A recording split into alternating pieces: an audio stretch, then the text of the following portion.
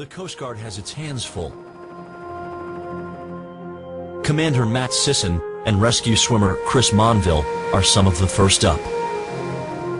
We lifted off and we decided just to go to the area of Houston that had been hardest hit. For no other reason than that we figured that's where the people needed the most help. There was people on tops of cars where all you could see was the roof of the car, no windows. There was people kind of wading through the middle of the street, you know, waist deep, chest deep. At around 2 p.m., a woman reports that water is pouring into her brother's home near Greens Bayou in the northeast part of the city. Her brother is a 30-year-old quadriplegic who breathes with a ventilator. His house is losing power from the flooding. Without electricity, he won't survive. With the water rising and the patient being on a ventilator, obviously needing electricity, we had some serious concerns about this patient's welfare. By the time the crew reaches the quadriplegic's neighborhood, the water outside the house is 5 feet high. Unfortunately, the rescue team is having trouble finding the right house. In an urban setting like that, you know, there's a lot more obstacles to deal with. You've got a lot of trees in the vicinity, and we also had power lines that we had to deal with.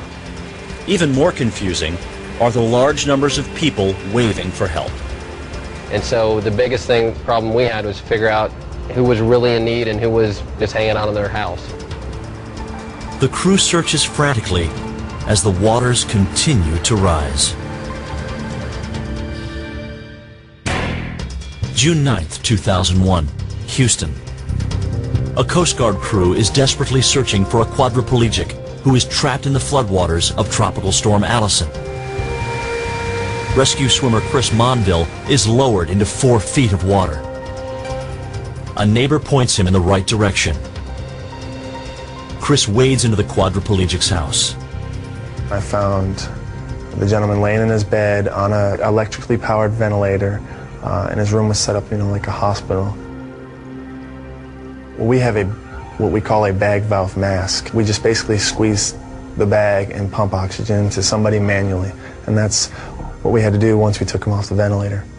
The man is moved outside via a large rescue basket known as a litter. Neighbors lend a fishing boat to float the patient toward the hovering helicopter. The helicopter can hoist about 600 pounds. That limit is about to be tested. The combination of the rescue swimmer, the litter, and the patient probably came to right around 550 pounds. I had to come up with him and breathe for him because we couldn't stop breathing for him once he came off the respirator. While Chris dangles off the side of the litter, the pair is slowly lifted to the chopper. Chris never leaves the man's side, continually pumping air into his lungs.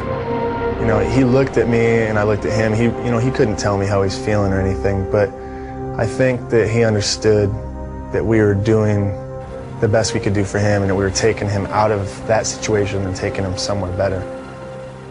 The helicopter flies the patient to an ambulance, which quickly drives him to a nearby hospital.